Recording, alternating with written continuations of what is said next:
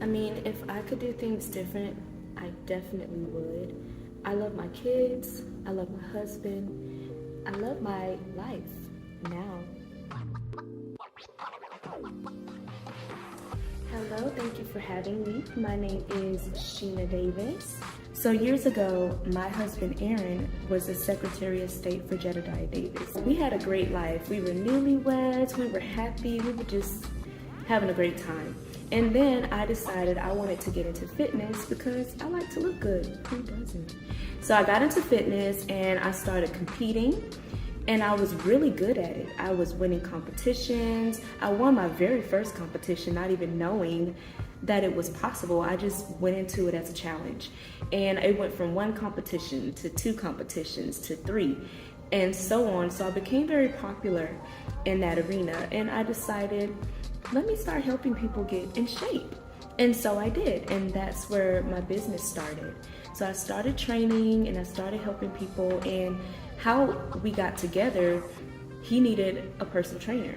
And for me, I was like, I love to help people. I mean, typically I'll help women, but why not? I'm up for the challenge. So I helped him out and we realized we had similar goals. And so we ended up working out together and then we did classes together. We invited couples to work out with us. It was great. And things were just blissful, you know? And then one day he got this other opportunity. He started working a lot and being gone and not home, which is fine because I continued to run my business. I continued to bring on clientele and make the money that we needed to make to live. And then, you know, things just kind of happened from there. So one good thing happened. Even though he was a workaholic and he was gone a lot, there was this one event that he was invited to at Camp David. And he invited me. I was able to go. So I was all excited. I got to meet all his work members and colleagues. And when I got there, we were talking and I was greeting everyone and things seemed to be going well. But after a while, I was just kind of like, I don't really like it here. And so I decided to go for a swim. So I went back to the room, put on my swimsuit, and I jumped in the pool just to get some laps in. You know, I'm always looking for a reason to exercise. That's just me. And so I hopped in the pool, went swimming, and then I noticed the Secretary of State checking me out. And I said, is this man really looking at me like that? But I continued swimming like I didn't see anything.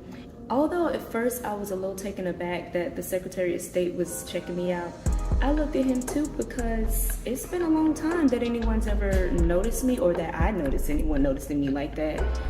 But then I felt bad. I was like, let me not play into this. I went back to my husband and, you know, did what I had to do to get that off of me. And then I was okay. And then I went back, I met the vice president, the first lady, the president. It was nice, but then it still just was not my cup of tea. So then it got to a point where my husband was training other people and he got even more busy. And I was just like, man, like I'm really not seeing my husband. Like, then I started to feel lonely and it was hard. It's really hard when you feel alone in a relationship, it really feels hard. So I was just trying to, you know, battle between doing the right thing and then fighting with my own emotions. It was tough.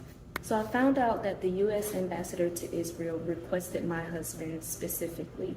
And I was so hurt about it. And my business is blowing up. Like, I'm getting more clients. I'm having to open new buildings. Like, I have one gym already. Now I'm opening another. And I'm planning on opening even a third one. And so I just feel like we're going the opposite direction at this point. And so I really don't want him to leave. So I went to meet with the Secretary of State so that I can beg and plead him, please not make him go. And when I went to talk to him, I introduced myself and he told me his name was Jedediah. And I was like, do you mind if I call you Jay? Because I don't know if I'm gonna be able to remember Jedediah. He was like, sure, call me Jay. But the way he was looking at me, I felt like there's something there. But either way, can you please not let my husband go to Israel? And he said no. So I was like, why not? And he told me, we need him there and he's going to be making more money. Y'all will be fine. So my plan didn't work. I figured I'd ask, you know, Jedediah about letting my husband come back and it didn't work. So I left completely confused, but I wanted to beat my husband home so that I could see him before he left. And I got there, he wasn't there. I didn't even get to kiss my husband goodbye. Like, he left to the airport and didn't try to give me a hug or kiss. Like, that's not what we do.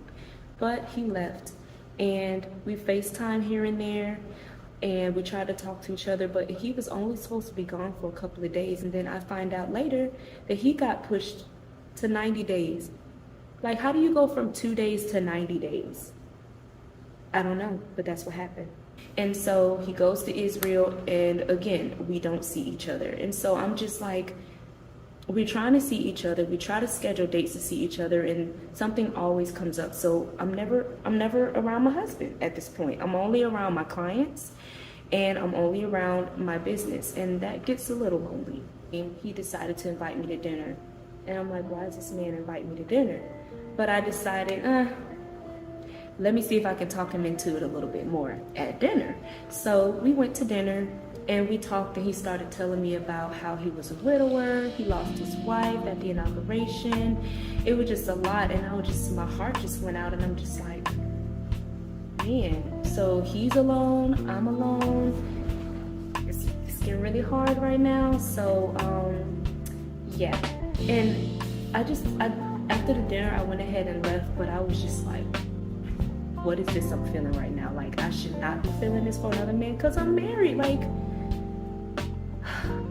I'm married. I was really hurt that I didn't get a chance to give my husband a hug or kiss before he left. But anyway, I went ahead and went to sleep, and like in the middle of the night, I get a phone call that they can't find my husband, and that the vehicle he was in cannot be found. And this was my biggest fear. This is why I didn't want him to go in the first place, but he never listens to me, and he went. So I got up and I was like, let me go meet with Jedediah and see if he's heard anything. And he didn't hear anything. 2 weeks passed, they still can't find him. And I'm like, so what am I to think now? And then this is like my biggest fear. So now I really don't have my husband. Like, I didn't have him when he was like around, but now I really don't have him. So what am I to do? They found his body, and I don't even know. I just hate thinking about that, because the man that I love, the man that I married, I feel like was pulled away from me. And I can't do this. Can we take a break or something? Like, I can't do this. I can't.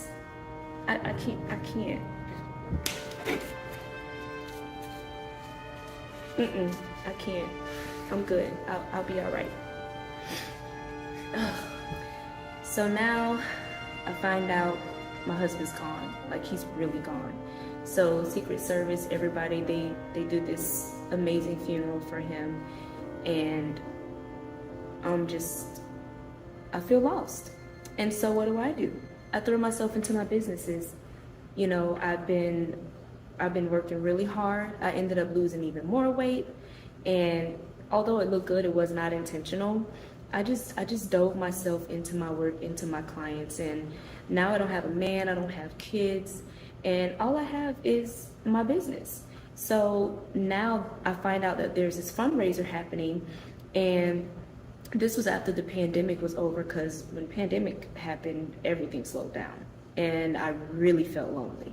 So when this fundraiser happened, I was like, I need to get out the house. I need to go do something. So I went to this fundraiser, and guess who I saw?